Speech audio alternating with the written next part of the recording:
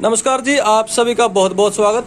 तो गाइज ये है एक HF डिलक्स BS6 बाइक और इसके अंदर कौन कौन है सेंसर कहाँ कहाँ पे दिए गए हैं ये आप लोगों को जानना बहुत ज़रूरी है। तो मैं आपको वही चीज़ बताने वाला हूँ। देखिए, हमने इसका फ्यूल टैंक जो है वो खोला हुआ है। यहाँ पर इसकी गेज लगी है, फ्यूल गेज, और यहाँ पे लगा है इसका फ्यूल पंप। और गाइज अब करते हैं इसके सेंसर की बात। सेंसर की शुरुआत करते हैं यहाँ से टेम्परेचर सेंसर से। यहाँ पर इसका टेम्परेचर सेंसर दिया गया है और ये दिया गया है इसका इलेक्ट्रॉनिक प्रज्वाल। ठीक है, इसको हम IACAV बोल देते हैं, जिसका फुल मीनिंग होता है आइडल एयर कंट्रोल वाल्व। ठीक है, इसको हम इलेक्ट्रॉनिक प्रज्वाल भी बोल देते हैं। पहले जो BS4 के अंदर आता था वो इलेक्ट्रॉनिक नहीं होता था, लेकिन देखिए यहाँ पर जो है इसको इलेक्ट्रॉनिक किया गया है, क्योंकि इसके अंदर जो है एक यहाँ पे एक सॉकेट लगी है। ठीक है, अब ये बैटरी के द्वारा ऑपरेट होता है तो इसलिए इलेक्ट्रॉनिक हो गया।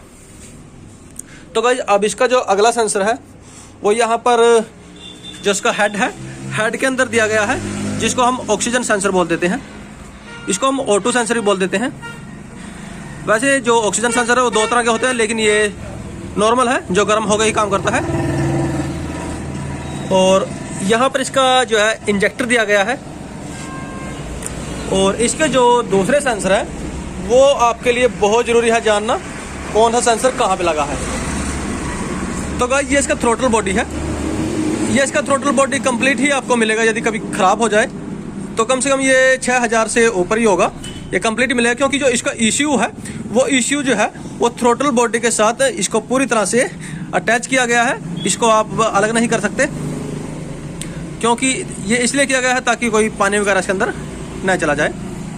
तो गाइस अब इसके जो इसमें सेंसर लगे हैं उसके बारे में आपको बता दूं। सबसे पहले तो आपको ये जानना जरूरी है कि जो बैंक एंगल सेंसर है, बैंक एंगल सेंसर जो है जैसे स्प्लेंडर प्लस है उसका फ्यूल टैंक के नीचे दिया गया है, लेकिन जो इसका बैंक एंगल सेंसर है वो इसके अंदर ही दिया गया है। ठीक है, वो इस ECU के अंदर ही जोड़ दिया गया है। जैसे ही बाइक ये तिरछी होगी, ठीक है, या गिर जाएगी, तो जो ये बाइक है ये बंद हो जाएगी। तो गाइस अब इसका जो एयर सेंसर है वो मैं आपको दिखा देता हूँ। यहाँ पे देखिए, जो हमारी स्प्लेंडर प्लस है उसमें ये सेंसर पीछे की तरफ दिया गया है इस वाले हिस्से में, लेकिन जो HF डिलक्स है उसमें जो सेंसर दिया गया है वो आगे दिया गया है। तो वो मैं आपको दिखा देता हूँ। यहाँ पे देखिए, ये है सेंसर जो आपके सामने एक ब्लैक सा दिखाई दे रहा है, वो सामने। ठीक है, और गाइज इसका जो एक्चुएटर है वो भी ECU के साथ ही जोड़ दिया गया है। और इस बाइक में दो सेंसर और लगे होते हैं, एक है मैप सेंसर और दूसरा है TP सेंसर। जैसे कि स्प्लेंडर प्लस में यदि आपने मेरा वीडियो देखा होगा तो मैंने TP सेंसर और मैप सेंसर को जो है आपको अलग करके दिखा दिया था कहाँ कहाँ पर वो लगे हुए हैं, लेकिन इसमें ऐसा नहीं कर सकते, क्योंकि इसका जो ECU है वो जो है थ्रोटल बॉडी के साथ पेस्टिंग किया गया है। यदि उसको उतारने की कोशिश करेंगे तो शायद कुछ नुकसान भी हो सकता है। नई बाइक है इसलिए मैं आपको खोल के नहीं दिखा सकता। तो इसके जो सेंसर हैं वो इसके अंदर ही दिए गए हैं। और गाइज और इसके अंदर कोई सेंसर नहीं है, जिसके बारे में आपको बता दूं। ECU मेरे हाथ में ही है, इसका ECU थ्रोटल बॉडी से जुड़ा है, इसलिए थोड़ा महंगी पड़ेगी। HF डिलक्स यदि प्रॉब्लम आ जाता है ECU वगैरह में तो कंप्लीट थ्रोटल बॉडी पड़ेगी, क्योंकि स्प्लेंडर प्लस की जो थ्रोटल बॉडी है वो 3800 रुपये की है। ठीक है, उसके जो सेंसर वगैरह है वो अलग से मिल जाते हैं, लेकिन इसमें ऐसा नहीं होगा। इसमें ECU और थ्रोटल बॉडी कंप्लीट है, जो आपको 6000 से ऊपर ही मिलेगी।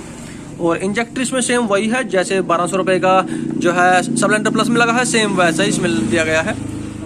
तो गाइज ये थोड़ा इन्फॉर्मेशन आपके लिए ज़रूरी था, जो मैंने देना जरूरी समझा। तो गाइज यदि ये वीडियो अच्छा लगे तो एक लाइक तो बनता ही है।